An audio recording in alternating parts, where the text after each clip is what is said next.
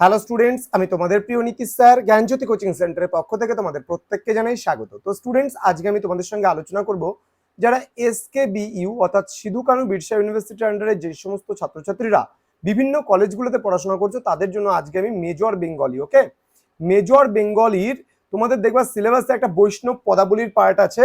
সেই বৈষ্ণব পদাবলীর পার্ট থেকে আজকে অতি গুরুত্বপূর্ণ কিছু প্রশ্ন নিয়ে আমি আলোচনা করব।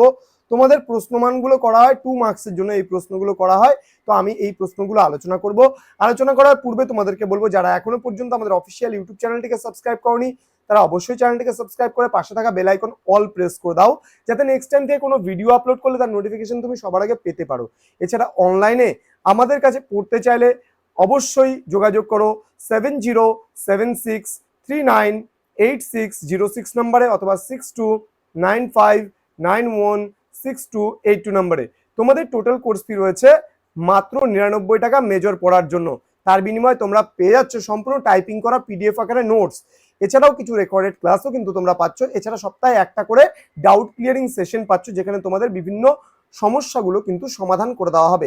এছাড়া খুব তাড়াতাড়ি আমাদের কিন্তু গোগো এডুকেশন বলে প্লে স্টোরে নতুন অ্যাপ্লিকেশন আসছে, লঞ্চ হচ্ছে নতুন অ্যাপ্লিকেশন। তোমরা কিন্তু সেখানে যদি প্লে স্টোর থেকে আপলোড করো 1 উইক পরে কিন্তু প্লে স্টোর থেকে তোমরা যদি সেটাকে আপলোড করে তোমরা কিন্তু সম্পূর্ণ কোর্সটা সেখান থেকেও নিতে পারো, সেখানে পে করেও নিতে পারো। এছাড়া আমাদের যদি সম্পর্কে জানতে চাও, আমাদের অফিসিয়াল ওয়েবসাইট রয়েছে। তোমরা গুগলে যদি সার্চ করো GYANJYOTI.info, এখানে আমরা ফ্রি অফ কস্টে কিছু তোমাদের মেটার দিয়ে থাকি, সেগুলো তোমরা ওখান থেকে পেতে পারো। এছাড়া আমাদের আরেকটা ওয়েবসাইট রয়েছে NIL'NIVA, এই লিখে যদি সার্চ করো সরাসরি আমাদের ওয়েবসাইটে পৌঁছে যাবে। তো স্টুডেন্ট, চলো শুরু করছি আজকের ক্লাসটা। নটবর গৌরকিশোর কাকে বলা হয়েছে? নটবর কাকে বলা হয়? নটবরকে গৌরকিশোরকে নটবর বলা হয়েছে কেন? ভেরি ভেরি ইম্পর্টেন্ট প্রশ্ন, তোমাদের পরীক্ষার জন্য কিন্তু প্রিভিয়াস ইয়ারগুলোতেও কিন্তু আসতে দেখা গেছে এই প্রশ্নটা। দেখো, নটবর গৌরকিশোর বলা হয়েছে মহাপ্রভু শ্রী চৈতন্যদেবকে। ওকে, মহাপ্রভু শ্রী চৈতন্যদেবকে বলা হয়েছে নটবর গৌরকিশোর। ওকে, বৈষ্ণব সাহিত্যে যিনি গৌরাঙ্গের নামেই কিন্তু বেশি প্রসিদ্ধ, গৌরাঙ্গ দেব। ওকে, বা গৌরাঙ্গ নামে কিন্তু বেশি প্রসিদ্ধ কিন্তু তিনি রয়েছেন। এবার নটবর কাকে বলা হয়? এখানে লেখা আছে শ্রীকৃষ্ণকে নটবর বলা হয়েছে। ওকে, শ্রীকৃষ্ণকে নটবর বলা হয়েছে। দেন গৌরকিশোরকে নটবর বলা হয় কেন? এখানে বলেছে গৌরকিশোরকে নটবর বলার কারণ হচ্ছে গৌরাঙ্গদেবকে শ্রীকৃষ্ণের অবতার কিন্তু বলা হয়।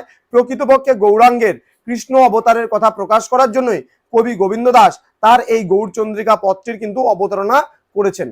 তাহলে আজকের যে বিষয়টা সেটা হচ্ছে নটবর গৌরকিশোর সম্পর্কে আলোচনা করা হলো। খুব তাড়াতাড়ি তোমাদের জন্য পরবর্তী ক্লাসগুলো আমরা নিয়ে আসবো। খুব ধাপে ধাপে প্রত্যেকদিন প্রত্যেকটা টপিক নিয়ে আলোচনা হবে। তো স্টুডেন্টস, চোখ রাখো আমাদের ইউটিউব চ্যানেলে, সাবস্ক্রাইব করে রাখো, বন্ধুদের সঙ্গে ভিডিওটি শেয়ার করো, এবং আমাদের আরেকটা জিনিস তোমরা করতে পারো, আমাদের ফ্রি গ্রুপে অ্যাড হতে পারো। তোমরা যদি আমাদের নাম্বারে ফোন করে যদি মেসেজ করে যদি বলো বা ফোন করে যদি বলো যে স্যার আমরা ফ্রি গ্রুপে অ্যাড হতে চাই, তো তোমাদের কিন্তু সিধু কানু বিরসা ইউনিভার্সিটির আন্ডারে যে আমাদের ফ্রি গ্রুপটা আছে সেই গ্রুপটাতে কিন্তু অ্যাড করে দেওয়া হবে। তো দেখা হচ্ছে খুব তাড়াতাড়ি তোমাদের সঙ্গে পরবর্তী নতুন কোনো ক্লাস নিয়ে। তোমরা প্রত্যেকেই ভালো থেকো, সুস্থ থেকো। Thank you so much, thanks for watching. After all, thank you.